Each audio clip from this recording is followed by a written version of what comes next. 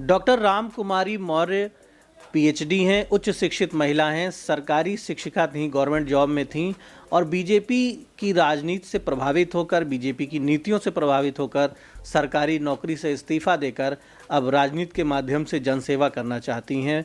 बाराबंकी सदर नवाबगंज विधानसभा से बीजेपी ने आपको प्रत्याशी भी बनाया है। मैडम, आप अब राजनीति में बिल्कुल सक्रिय भूमिका में हैं और एक देश की सबसे बड़ी पार्टी, दुनिया की सबसे बड़ी पार्टी जिसे कहा जाता है भारतीय जनता पार्टी, उस पार्टी ने आपको प्रत्याशी बनाया है। कितना बड़ा मौका है ये? शीर्ष नेतृत्व को आभार ज्ञापित करते हैं जिन्होंने बाराबंकी के जनभावनाओं का आदर किया और मुझे प्रत्याशी बनाकर जनता की सेवा करने का अवसर प्रदान किया है।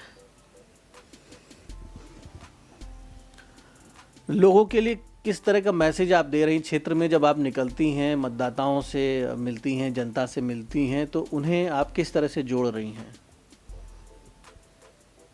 महिलाओं से मिलते हैं, महिलाओं को बता रहे हैं कि महिलाओं के सुरक्षा, संरक्षण और सशक्तिकरण के लिए हम काम करेंगे। सभी के लिए शिक्षा, स्वास्थ्य और रोजगार के लिए काम करेंगे। जो प्रतिस्पर्धा में अन्य दल हैं, समाजवादी पार्टी है, समाजवादी पार्टी के नेता अखिलेश यादव दावा कर रहे हैं कि उनकी पार्टी का इलेक्शन बहुत अच्छा और वो बहुमत की सरकार बनाने जा रहे हैं, तो विरोधियों के दावों में क्या सच्चाई है और किस तरह से आप मुकाबला उनका कर रही हैं? पहली बात तो ये है कि मेरा तो मुकाबला ही नहीं है किसी से। जनसंपर्क डोर टू डोर हम कर रहे हैं प्रतिदिन, और जो भ्रमण करने के उपरांत जो मुझे दिख रहा है वो यही लग रहा है कि हर वर्ग की जनता मेरे साथ है।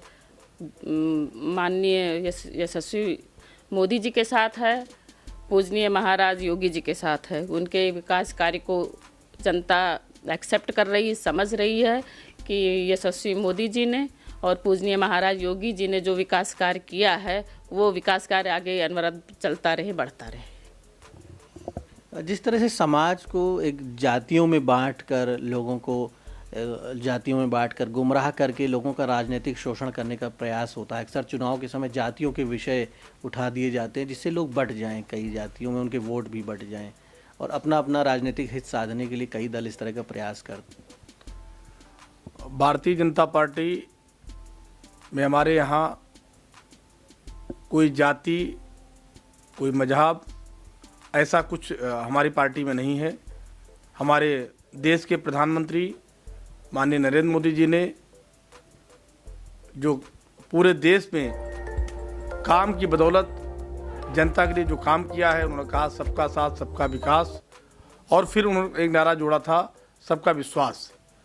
उस क्रम में पूरी पार्टी हमारी खड़ी है, उसमें कहीं भी हम किसी जात की बात नहीं करते हैं। यहाँ पर सभी जातियों का हमको वोट मिल रहा है। भारतीय जनता पार्टी ये विधानसभा इस बार 100% जीतेगी, उसको कोई रोक नहीं सकता है, क्योंकि पहले यहाँ पर हमारा कोई ब्लॉक प्रमुख नहीं होता था, हमारा आज ब्लॉक प्रमुख है। हमारे प्रधान बीडीसी नहीं होते थे, आज 40 से 50 बीडीसी और प्रधान हमारे साथ खुल के काम कर रहे हैं। हमारे पास यहाँ पर जिला पंचायत सदस्य नहीं होता था, हमारे पास 3 जिला पंचायत सदस्य आज भारतीय जनता पार्टी में काम कर रहे हैं। जो दूसरी पार्टी में नेता हमारे थे, बड़े नेता थे, डॉक्टर हरनाम सिंह जी, वो आज हमारे साथ हैं। डॉक्टर अवधेश जी जिला पंचायत सदस्य वो आज हमारे साथ हैं। गुलाब सिंह रावत जी हमारे पास नहीं थे उस समय, आज जिला पंचायत सदस्य वो हमारे साथ हैं। इसलिए भारतीय जनता पार्टी पूरी तरीके से चुनाव ये जीतने जा रही है। बाराबंकी का इतिहास ये बहुत ज़्यादा वोटों से चुनाव जीतेगी, ये हम आश्वस्त करते हैं। संदीप जी ने ये बातें बताई, और जो चैलेंज है, अखिलेश यादव जो बातें कह रहे हैं और जिस तरह से उनका दावा है कि सोसाइटी का एक बड़ा सेगमेंट उनके साथ है, खासतौर पर यादव मतदाता, मुस्लिम मतदाता परंपरागत रूप से समाजवादी पार्टी का वोट बैंक माने जाते रहे हैं। बीएसपी ने भी यहाँ पर एक कुर्मी समाज के प्रत्याशी को उतारा है।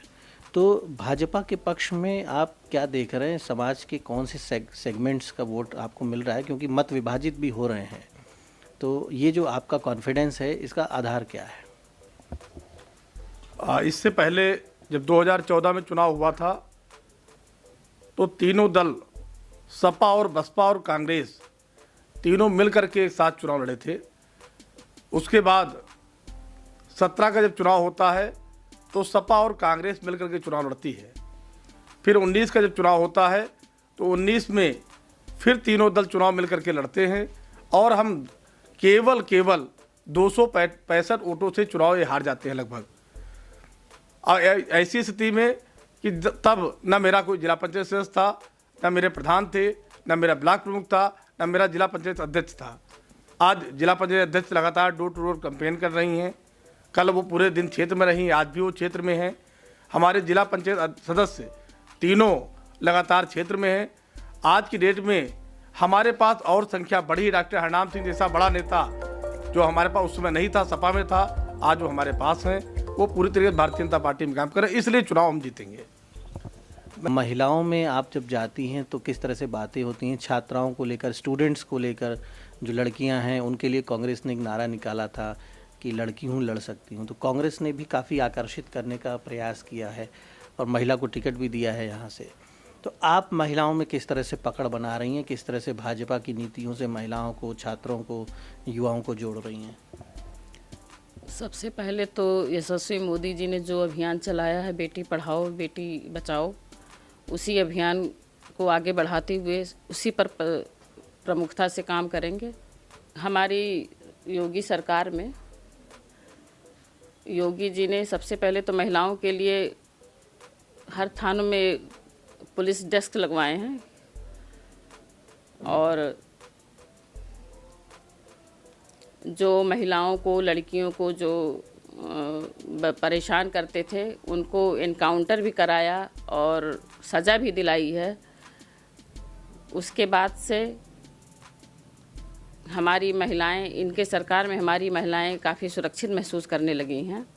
तो हम चाहेंगे हमारी महिलाएं फिर से सहयोग करें योगी सरकार बनाने में, जिससे वो स्वतंत्र रूप से हर काम में अपना योगदान दे सकें, चाहे वो शिक्षा के क्षेत्र में हो, स्वास्थ्य के क्षेत्र में हो, समाज के क्षेत्र में हो, हर क्षेत्र में वो निर्विघ्न रूप से अपना कार्य कर सकें।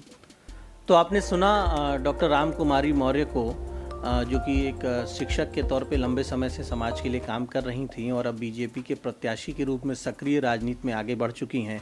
महिलाओं से, छात्र छात्राओं से खास तौर पर अपील कर रही हैं कि जो सुरक्षा पर फोकस किया है योगी गवर्नमेंट ने महिलाओं के, उस पर ध्यान दें और तमाम योजनाएं गांव में महिलाओं को जो रोज़गार दिया है, स्वयं सहायता समूह, तमाम स्कीम्स की भी बात कर रही हैं कि योगी सरकार की स्कीम्स में महिलाओं को काफ़ी फ़ायदा मिला है, सशक्त हुई हैं महिलाएँ। तो मतदाता इनकी बात को भी सुने, सभी प्रत्याशियों को सुने, सभी दलों की जो बातें हैं उनको सुने और समझें, उसके बाद एक अच्छा निर्णय उत्तर प्रदेश के हित में लें। किसी भी विचारधारा, किसी भी पार्टी की ओर जाएं, लेकिन प्रदेश का हित, लोगों का हित, देश का हित सबसे पहले मतदाताओं को सुनना चाहिए, समझना चाहिए और वोट ज़रूर डालना चाहिए बढ़ चढ़ के। चुनाव आयोग भी ये अपील कर रहा है, हमारी भी अपील है कि आप अपने घरों से निकलें, वोट ज़रूर डालें, बढ़ चढ़ कर देश के लिए मतदान करें, अच्छी सरकार बनाएं जिससे बेहतर उत्तर प्रदेश बन सके। धन्यवाद।